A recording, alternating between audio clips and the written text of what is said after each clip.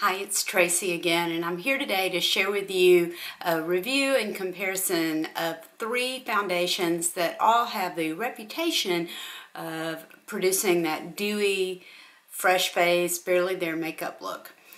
Some of these have been around for a little bit, and one of them is fairly new, and I've tried all 3 foundations for quite a while now, and I just thought I would share with you my thoughts on each of the foundations and how they compare to one another in case you are thinking to purchase any of these 3. All of these are drugstore foundations. I don't own any high-end foundations. I only buy drugstore because I've always found that I can find a product at the drugstore that works for me. The first one, I'm going to go in order of how long the product's been around. So the first one is a product that's been around for quite some time and the one I've used the longest, and that is the Neutrogena Healthy Skin Foundation.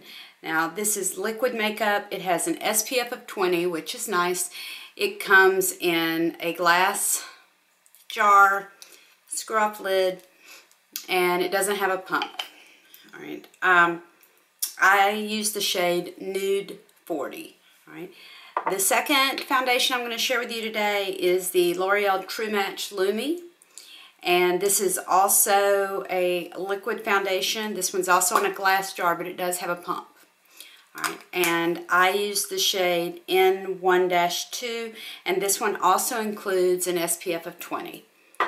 And then the last one I will share with you today is the new Revlon Nearly Naked liquid foundation, and this says it has also an SPF of 20, so all 3 foundations include an SPF of 20, and again, it's a glass bottle, no pump on this one, and I'm in the color 130 Shell.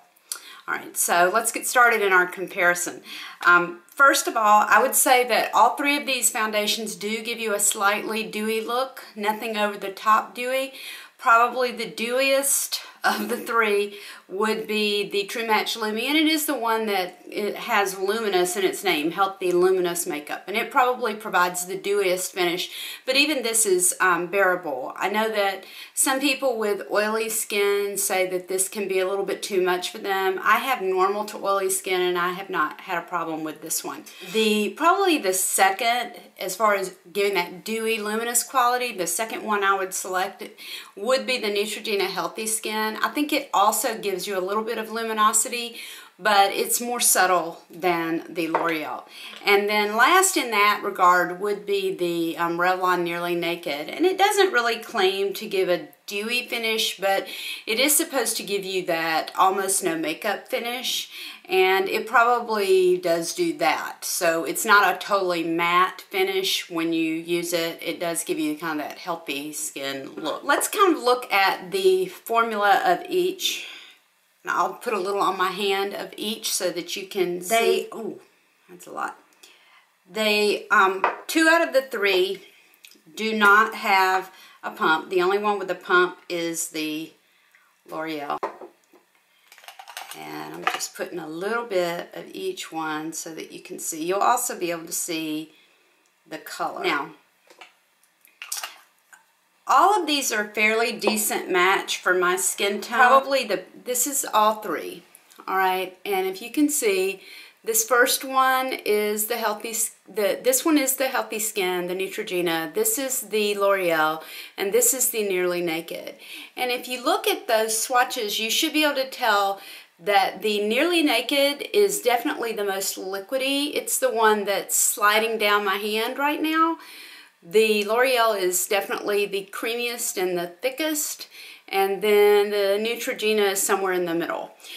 They're all very similar colors. I would say that in the Revlon color line, I found that the colors ran a little pink, and I also had heard on YouTube that the colors were very running dark, so I got a lighter shade than I would normally get, and it ended up being way too light, and I went the next shade darker, which is the one I would have ordinarily gotten, and it really was the right shade for me. So I don't know, you know, it's kind of tricky finding the right shade on any foundation, particularly drugstore. All right, so I'm going to blend these a little bit so you can see what kind of coverage you're getting with these. I would say of the 3, All right, the L'Oreal gives you the best coverage. All right, and there's the three. All right, so this is the Neutrogena, this is the L'Oreal, and this is the Nearly Naked. Now, it looks like a ton here on the Nearly Naked of coverage, but it's because the Nearly Naked is so liquidy that when I poured it out of the container, it kind of poured too much. It's very, very thin consistency, very thin. The Neutrogena has a thicker consistency, and so I had more control over it when I poured. And then, of course, the L'Oreal is a pump, and it's a little bit thicker and creamier, so it was easier to get a smaller amount. The Neutrogena is the darkest of these three shades and probably a better match for me in the summer months. And the Revlon is the lightest of the three, really. Well, it's pretty close. It's pretty similar to the L'Oreal. As far as coverage goes for these three, I would say that the L'Oreal gives the best coverage, followed by the Neutrogena, and Revlon coming in last place. And, you know, in Revlon's defense, they are marketing this as Nearly Naked, like almost like no makeup. Neutrogena and the L'Oreal are both, I would say, you can build them to a medium coverage. I think the Revlon, you could probably build it, but it's because of the watery consistency, it's a little bit harder for me to build. I apply all three of these with my Sedona Lace 480. All right, it's a buffing brush, and I find that it works well with all three. As far as application goes, I haven't had a problem applying or blending any of the three. I believe that because it has a slightly creamier texture, I find the L'Oreal foundation a little bit more enjoyable to apply, but by no means is the Neutrogena or the Revlon difficult. They're easy to blend. They don't dry super, super quick, so you have enough time to buff it out and blend it well. And like I said, you can build all of them. You can go back and do a second coat if you feel that you need that. As far as wear time goes, without a primer, I would say all three of these foundations wear for about 6 hours before you start showing, before you start having some breakthrough, where you can see, like on the tip of your nose, your chin, your forehead, a little bit of breakthrough where your skin is showing through, or you know, any discoloration you have is showing through. Now with a primer, I find that I can extend that wear to 8+ hours. So I have taken to wearing a primer with these foundations. Even with a little bit of powder on top, the Neutrogena and the L'Oreal both maintain somewhat of a dewiness. I would not necessarily say that for the Revlon Nearly Naked. All three foundations give a really nice finish to the skin. And so I think a person would be pleased with any of the three, but I do think there are some significant differences. For me, the creaminess and the pump. I'm a big fan of pumps on foundation. I really hate the liquid where you open it up and then you just pour it out. I really don't like that. And so the pump on the L'Oreal wins for me. I also like that the L'Oreal is has a neutral range, so that you don't have to go pink or warm in order to get your color. I tend to go for the more neutral toned foundations, and sometimes I find it difficult to find that. I find a lot of things lean too yellow or too pink for me, and so for that reason I like the color match on the L'Oreal better than the Neutrogena or the Revlon. And that's just me. I mean, that's just my skin, you know. For the basic everyday wear though, I would say all three foundations are a good buy. They're comparable in price. I will look up the current prices online and I will list those down for you below, but they are comparable in price. I think I got the Revlon when it first came out and it was about $10.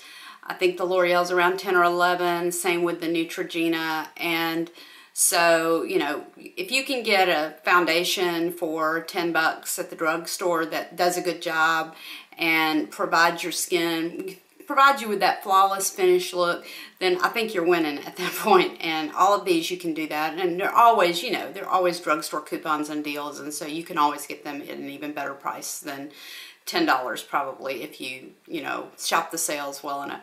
So ultimately, I think it's clear I like the L'Oreal best, but I like all three foundations, and I wear all three. I alternate. I tend to wear the Revlon, because it provides, for me anyway, it seems to provide the least coverage. It really is the Nearly Naked. It's more than a tinted moisturizer or those, you know, BB creams they sell at the drugstore. It's more than that. It provides more coverage than that.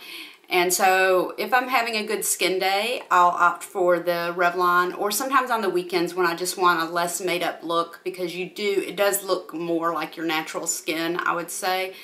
But if you apply the Neutrogena and the L'Oreal thinly, you know, just a thin layer, you can get a similar effect with those as well, and just a little bit more coverage, I think, than the Revlon. So that's my 2 cents on these foundations. I think all three of these drugstore foundations are good products. I've blended them all in now, and you can tell, or maybe you can't tell, which is which. So that means I've done a pretty good job of color matching, huh?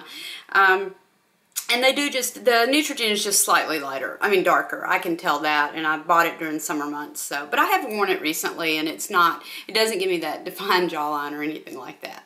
So if you have any thoughts about these foundations or others that you found at the drugstore that provide that nice luminous glow, just shoot them to me in the comments, or if you have any questions about these products, let me know, and I'll be happy to answer them. Thanks so much for watching. I'll talk to you again real soon. Bye-bye.